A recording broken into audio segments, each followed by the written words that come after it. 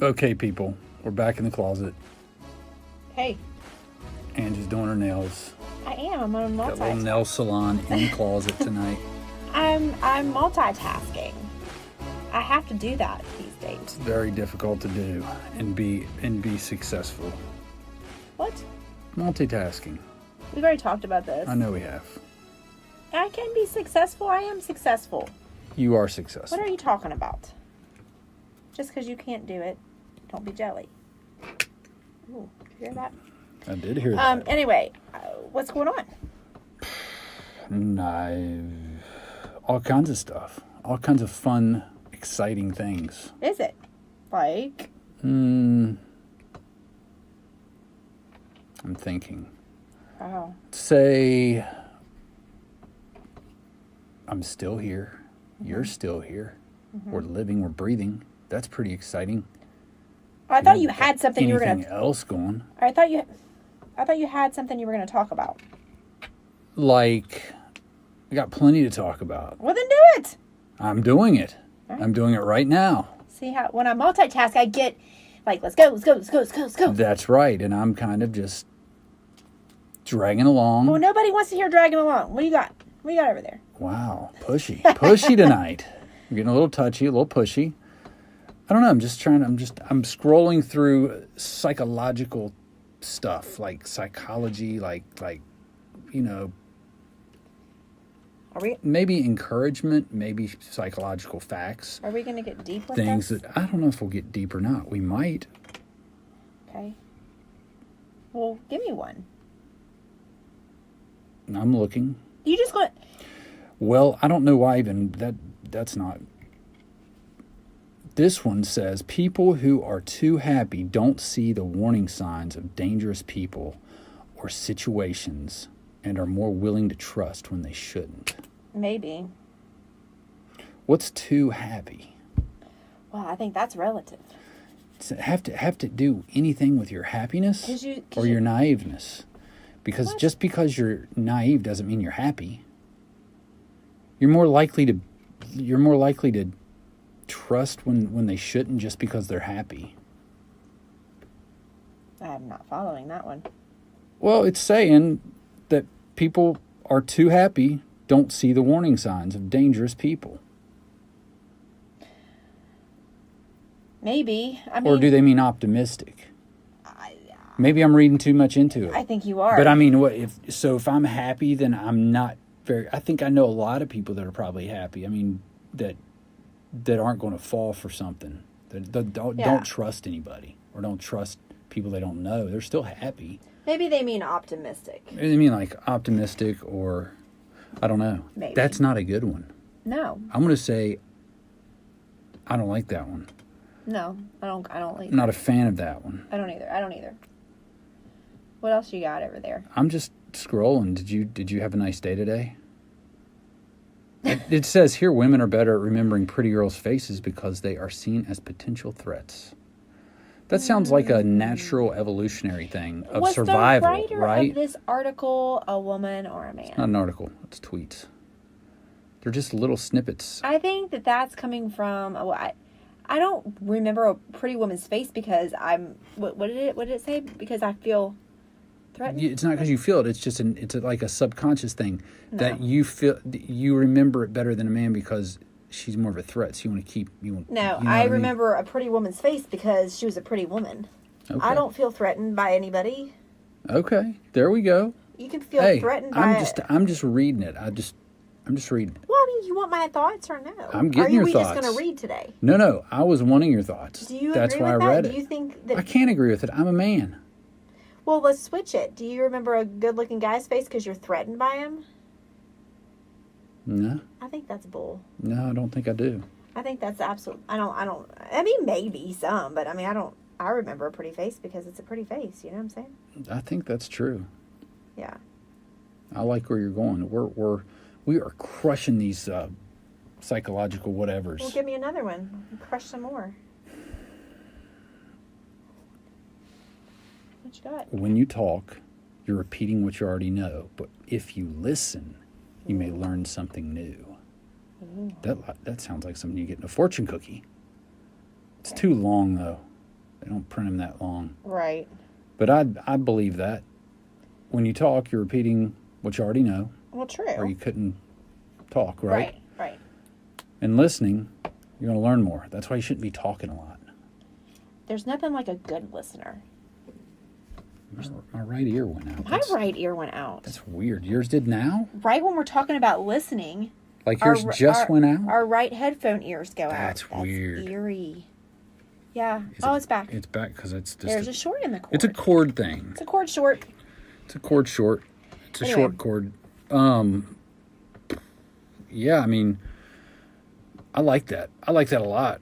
That makes me think of what I do. It makes me think of sales, and I've always said that, and I always feel that, and not because I knew it, but because I learned over time, and I've studied it, and I've learned in courses and from really good people that do sales, that if you're the one talking the most, you're probably losing. Yeah, in You sales. know, if you're in sales. There's some jobs, there's some jobs where, it's your job to talk, and you just kind of have to talk. But, Well, yeah, absolutely. But I mean, if you're trying to get somewhere with somebody, right. even in building a relationship, the more you listen to them and get them to talk, I know. It's so the more you learn about them. Right. So, yeah, listening is the key. It is the key. And it's nice when you're having a problem and you're trying to talk to somebody about it to feel like the person's actually listening and not trying to fix it. Listen to the whole story. And then if you feel like you want to give your 2 cents, or your opinion, then give your opinion. But, there's nothing like telling somebody, a story or, not even a story, but, something that you may be upset about or something. And then they keep interrupting you with, Their stuff? Yeah. Well, Like- no. Not even their stuff.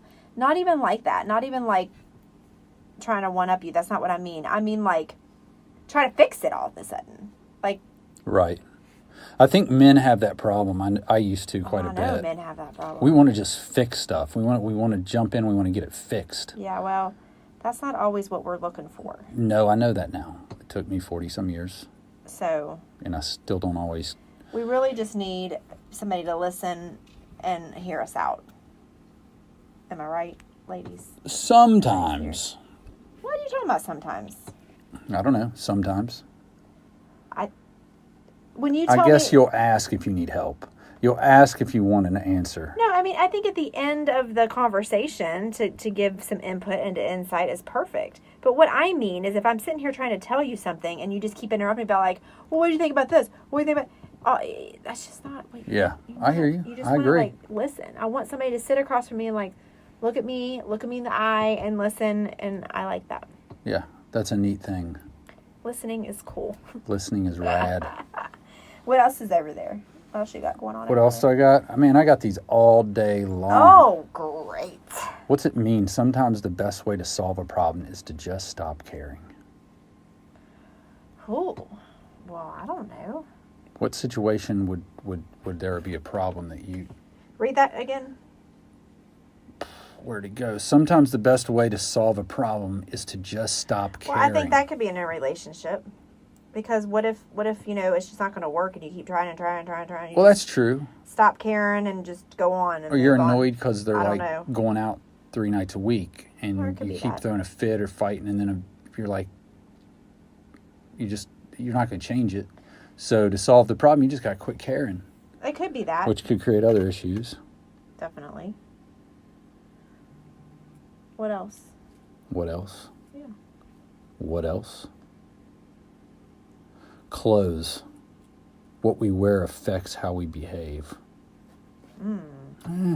Sometimes. What mean, we sometimes. wear affects how we behave. Because if you feel like you're looking like a certain type of way and you're looking good and stuff like that, and then you go out, you're gonna have this positive vibe. If you feel like you look horrible, like if I'm getting ready, if I feel like my hair's not right, or if I feel like my outfit's not right, you've been there. You've witnessed me being grumpy because my shirt's not fitting right. Yes, I have. So I think it does affect how we behave and affect our mood. Maybe not how we, a mood and how we behave. I think that could be true. It could. It's kind of like they say, don't dress for the job you have, dress for the job you want. Right? That's true. Yeah, I mean, I've heard that. Can't always do that though. So I'm going to wear my Wear some NBA shorts and jersey tomorrow. I mean, to that work. doesn't always work, but it might.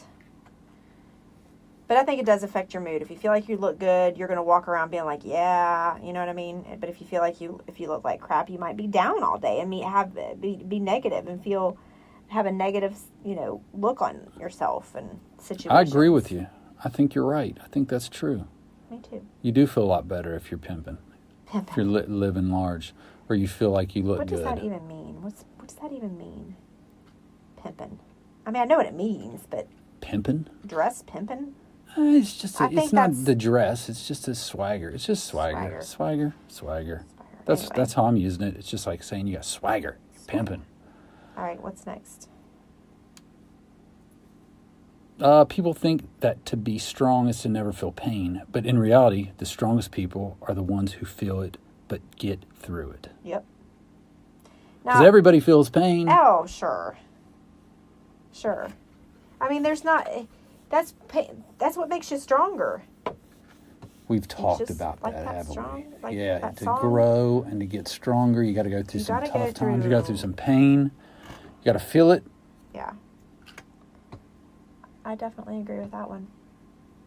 Ooh, what's this about Winnie the Pooh, your favorite character? Oh my gosh, let's not even. Winnie the Pooh characters. Winnie the Pooh characters represent a mental disorder. Not bad. Eeyore, depression. Obviously. Pooh, addiction. Tigger, ADHD. Rabbit, OCD. And Piglet, anxiety. Yes. Woo! That's why our kids are so freaking jacked up, because we let them watch Winnie the freaking Pooh. I hate that cartoon. I hate Winnie the Pooh with a passion. Yeah, you do. You don't like Winnie the Pooh. Remember that toy that Maddie had? I haven't talked about this story, have I? I don't think so. Maddie had this toy when she was a baby. It was a Winnie the Pooh toy. Somebody obviously didn't know me and bought her a Winnie the Pooh toy, and it was so annoying. And it played music. It played the theme song. Da-da-da, da-da-da, yeah, I remember. It's good stuff. Anyway, it got stuck. It was like a little hand. Oh, I remember that, and we tried to kill it. A little teething toy. Yeah, she was a baby. Like, it wasn't like we were taking this toy from her and she was like 2 years old and can remember. Oh my gosh, she was a baby. She didn't even remember. Well, it got stuck playing that song and literally would not go off. We tried everything. There was no way of getting to the battery. It was like, unless you like cracked it open. What did we do? We like ran over it. We boiled it. We froze it. That's what got it. Because we boiled it. But we ran over it with a car. And then we... Not in that order. No, we ran over it first. We put it in ice. No, that's what killed it. The ice killed it? Yes. We boiled it. Or boiling it killed it. No, wait, you're right. We put it in ice. I think it melted down. And when it melted down, it's like they say that they can do to us. They can freeze us and bring us back. It worked on Winnie. Because as soon as it got done, it was really slow. We got it out of the freezer, and it was in ice, and it was like... Yeah. It was like dying. It's very, very. And then we got the bright idea to let's boil it, because that's the only thing left we could think of other than catching it on fire, which That was coming. That was next. That was coming. That's how we do things. That's what we did for fun back in the day. That's what we did. When our kids were taking naps, we tortured their toys. Well, no, their toys were torturing us at the moment. But anyway, so that's my story about Winnie the Pooh. I just don't like Winnie the Pooh and never have. Anyway, go ahead. No, that's but great. It makes sense. I forgot all about that story. Those mental disabilities or whatever you said. I agree with those. Pooh was a whiner, though. I'm sorry for all you Winnie the Pooh lovers. There's people out there that love Winnie the Pooh. I know. But you know what? They hate somebody else, so it's just how it works. It's just my opinion. I'm sorry. This is interesting. What is it? Marijuana is illegal and I don't know if this is true today. I think it's probably legal in more states than this represents. But anyway, marijuana is illegal in 48 states, and having sex with a horse is illegal in only 27 states. Well, now that's just fantastic. I mean, seriously. Are we kidding? Are you joking? That's what it says. It says it right here. It should be... Oh, my gosh. You got to be kidding me. That's disgusting. Yeah, that's gross. I don't know. What are people thinking? obviously they're not. They need to get high.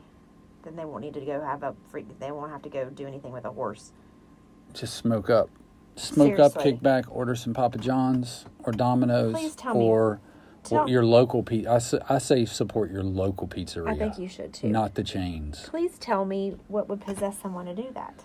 I don't know, man. There's people out there that do all kinds of crazy stuff. And they're probably one of the poo people. Like, they're probably in that because they've got a mental disorder if they're banging horses or a horse is banging them. Oh, so nasty.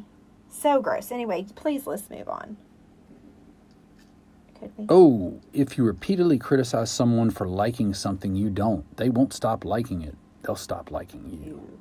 Yes. You know what? The other day, did I already say this? Gosh, I never know what I talk about. That's a problem. I don't know if that's a sign of being old or just having so much to do. But did I talk about how being negative towards other people in your profession? Like, it could be in any profession, but I'm just talking about the personal training world because that's the profession I'm in. But like, I saw on social media the other day, this personal trainer, kind of like calling out I think we did talk about this. Yeah, but why do we have to do that? That kind of goes along with that. Like, yeah, that's just being negative towards other people or being negative towards, like, why can't we all just be supportive? Why are we frustrated with other people's success kind of thing? Why can't you be happy for another person because they're successful? I don't know that that's what went along with that quote, but I'm just wondering. I think the small percentage of people that will do that have issues. Yeah. They're insecure. It has to be an They're insecure idiots. thing. They just like attention. Yeah. There's something wrong with them because you just don't do that if you got any class. If you're professional, you don't do that crap. No. I'm sorry if I brought it up again. Sometimes I just can't remember what I'm talking about. It's a good topic actually. But yes, you don't want to be around someone like that. No. But anyway. It says here that more than 70% of all apologies are meaningless. What now? More than 70% of all apologies are meaningless. How's that work? So the person giving the apology doesn't mean it? It's meaningless? Or it doesn't mean anything to the person receiving it because it doesn't fix anything? Like, I'm so sorry I did that. They may be genuine, but it's not really... I feel like it's like one of those things is like action speaks louder than words kind of thing, maybe, because you know how sometimes when like you and I will get into a fight and you'll be like, I'm sorry. Okay, well, fine. Like, quit saying you're sorry and like, do you know what I'm saying? Or like with the kids when they're like, I'm sorry that I haven't done my chores. Fine. Just start doing your chores. Yeah, because you're not sorry because you continue to repeat the habit or the pattern. But even if you are sorry, that's not fixing it. It's just, it's words. You know what I mean? I see what you're saying. So I think that's kind of true in a way. It's like actions speak louder than words. I'm sorry I ran over your hand. Well, that's great that you're sorry, but now my hand's broken. Well, exactly. And I'm going to have it set. Or when somebody Maybe some pins put in it. Or when somebody says, I didn't mean to. I didn't mean to hurt your feelings. I've done that. I've been there. I've been that guy. And I say to you, okay, I understand that you genuinely might not have meant to say that, but guess what? You said it. You can't unsay it. It's like if you accidentally hit somebody in the face, like if you're flinging around, your arm flinging around and you accidentally elbow somebody in the face. Oh my gosh, I'm so sorry. I did not mean to do that. Okay, whether you meant to do it or not, my nose is bleeding. That's true. And it hurts. My nose hurts. I know you didn't mean it. You just might not be as mad at them as if they meant to do it. Well, I mean, obviously, if they meant to do it, you're going to be way more mad. Right. But when you don't mean to hurt somebody's feelings, that's why it's so important that you, and I'm bad at this too, because Lord knows I've said things that I want to take back to you, the kids, my friends, whatever. But you got to watch when you're mad, how you react. Yeah, I agree. You can't take it back because you might not mean that you get on my last nerves and I just want you to get out of my face forever. You may not mean that. Right. But then when you're finished fighting and you apologize for it, that person still plays those words in their head. And they're going to feel a certain type of way. And if you continue to do things and say things that you don't mean and have to be apologizing all the time for things you didn't mean to say, there's going to be a resentment build up. And then we're going to have some really deep down issues. Again, I'm not a psychologist. I'm just talking from experience. Like, you keep doing it and you keep doing it. You keep saying you're sorry because you didn't mean it. You didn't mean it. You didn't mean it. Fine. it's still up in my mind, though. Like, I can hear words being said. You know what I mean? I But do. we've all done it. What are we talking about? I'm really No, curious. I'm not I'd like to subbing fix. you. I'd like to fix it, I'm not subbing you. but I've got to know what it is. We're gonna have to write a note, slip it under my pillow, I'm not subbing and you. I'll read it. I'm not subbing you. I'm just saying, in general, Subbing. because I've done the same thing. Like, I've said things to you that I'm like, oh my gosh, I wish I would never said that to him. But anyway, sorry. I agree with you. Why are you sorry? Sorry doesn't mean anything anyway. So let's Exactly. It's meaningless. Don't apologize. Okay. Cool. mean- I like it.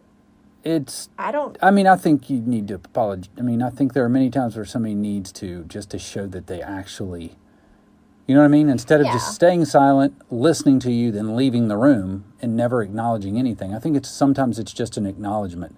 I know with kids Yeah. or with you, maybe you know. can't fix it or change it, but by golly, it's nice to, and I said by golly, it's nice to hear, it's nice that you heard me and you say, I'm sorry, I understand. Right. Here's an example I'm of out.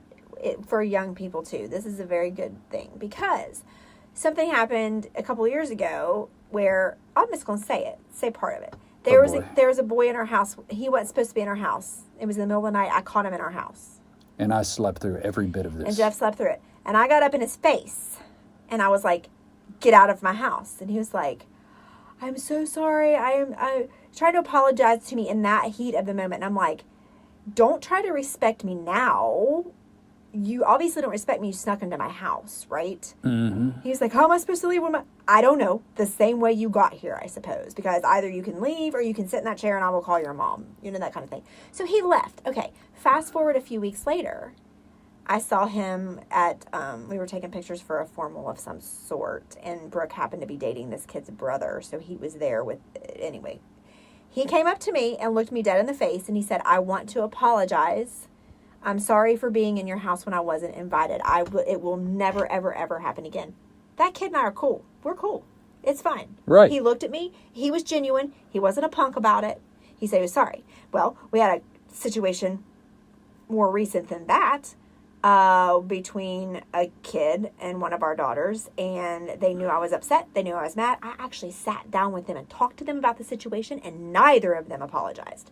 Not cool. When you know someone that is, Well, it's just being adult enough or man enough or take enough, respect a person enough to say you're to sorry. say, Just look at me and say you're sorry. I'm sorry. And you know what, kid? I If screwed you up. I made didn't- a mistake. If It you won't didn't happen mean again. it, fine. But it sometimes sorry does go a long way because you feel like it depends on the situation. But sometimes you feel like, I did whatever. Well, in those situations, it's intimidating. It's hard, so you know that it means something because it's very difficult for him to do that. He didn't have to. He never have to deal with you again.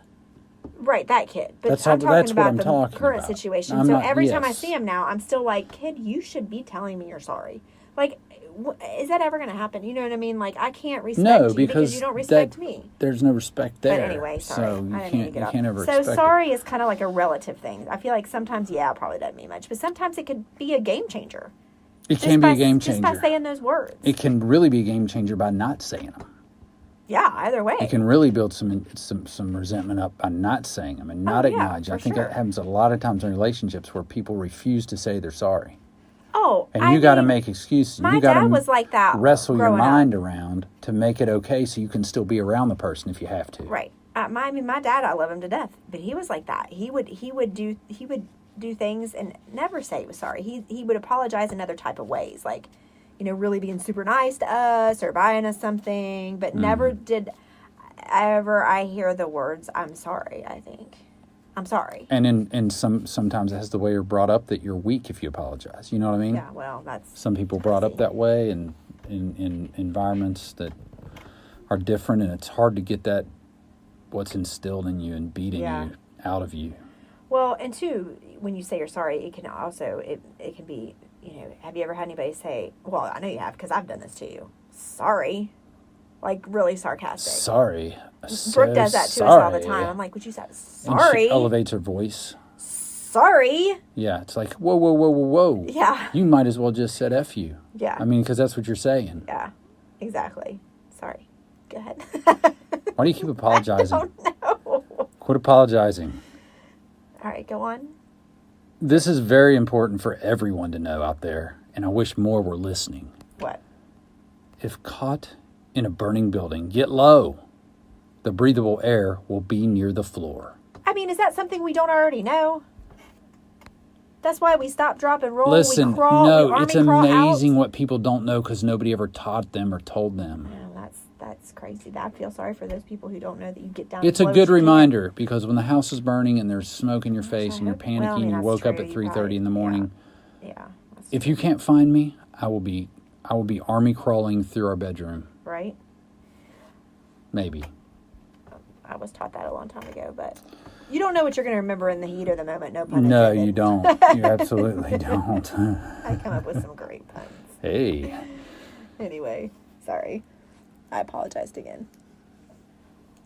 So, Jeff's making a face right now. See, that's why I wish we could video these. You should see this face he's making. What's happening? What is on your screen? An unborn baby can taste what their mother is eating and can develop a preference Well, for the yeah, you foods didn't that know she this? eats. Why is it just she? Why can't it be a he? Why did they got to go gender Why on do you us? have to be so... Let's not be so offensive by just naming one gender or gender at all. Just calm down, people. Oh my gosh, Jeff. This baby isn't even born yet. We can't decide a gender. I have heard that. I really have heard that the baby can... Yeah. That's cool. I probably have heard a lot of things back when we were having babies that I've completely forgot about. Do you remember this story? So when I was pregnant with Maddie, because when you're pregnant, that you have different cravings. Right. And I craved those Fireballs candies. Yes, you did. And anytime I would eat the Fireball candy, obviously this was after 22 weeks because she was moving, she'd go crazy. She'd move around like crazy. And I would tell Jeff, like, if you want me to get her to move around, I just need to eat this Fireball candy. He goes, well, because she's probably hot. You're probably burning her up with the fire. And I thought it was hysterical. So I told my doctor, just to make sure, because, we were young. And I was like, oh, I don't think that's it, am I? So I told my doctor, and he started laughing hysterically. He was like, it's just the sugar. You eat anything with sugar, she's going to start going crazy. And that was true. That's funny. And because I liked those ices, too, like the shaved ice, and you put the syrup on top. And she would even get to... like later in my pregnancy, when she would hear the ice shaver go on, Oh, that's right. she would start like moving around like crazy. So Yeah. I don't know if they develop preferences, but maybe. It says they do. And then you ruin it with baby food. Yeah, right. It's like, They come out wanting to eat Cookie Crisp like I used to eat. exactly. Anyway, You know what's cool? what? The world's quietest room is so quiet, it can give you hallucinations. No, I'm not. About No one has been able to stay in the room longer than 45 minutes. What? What makes it the quietest room? I don't know. I'm going to have to Google it now. Oh my gosh. I'm not going to Google it now, but I'm going to have to Google it because I just read that. I can't imagine because like when our power goes out, Silence. I can't handle the silence. I need a fan on. I need some white noise of some sort. I don't like the silence and I don't like the darkness. I understand. Yeah. I I know wouldn't you last don't. 3 minutes in there. Exactly. I'd I wanna think pull that's the my hair out. thing. Your brain's probably going crazy. It'd Like, be like what a is panic going room on? to me, I think. Pretty sure it would be. 91% of people skip the first slice of bread just because it's ugly. I do that. Like, not the heel. Not even the heel. Like, the heel. The first piece of bread. I mean, the first right. piece, Yeah. I go behind it every time. I do too. I have to get in there. Because it's ugly. It's not because it's ugly. I feel like it's because it's I don't less think I really fresh. judge the bread. I don't say, well, that one's much prettier. I didn't know that was even a thing. It's obviously it is a thing. Interesting. Very interesting. Do you want me to tell you an article that I came across today, and I actually sent it to the girls? You want me to tell you? Yeah, I'm very excited about this. It news. says, studies show the more you hang out with your mom, the longer she'll live. Oh, that is some guilt. Put it on him. I texted it to him. You don't think I didn't? I texted it to him, and Brooke said, what did she say? She said, Maddie just said, "Aw," and Brooke said, "Good thing I hang out with you 24/7," which is true. She does. But I here's where they're coming from, because unlike Jeff, I read articles when I'm going to quote them, and what they're saying is, a mom's reason, but a big reason moms thrive is because their kids need them. We want to be needed. We feel like we need to be needed. Even though sometimes we complain about, oh my gosh, why are you always saying my name? Like, my name is said 822 times a day. You'll be complaining when they're gone. But we low-key love that. Like, right. We need that. We thrive on being needed by these little ones. Well, then I'm starting to realize, now that Maddie's getting ready to go off to college, and then I'm thinking about Brooke going off to college, and then Kaylee, and then Nate, I'm thinking, oh my gosh.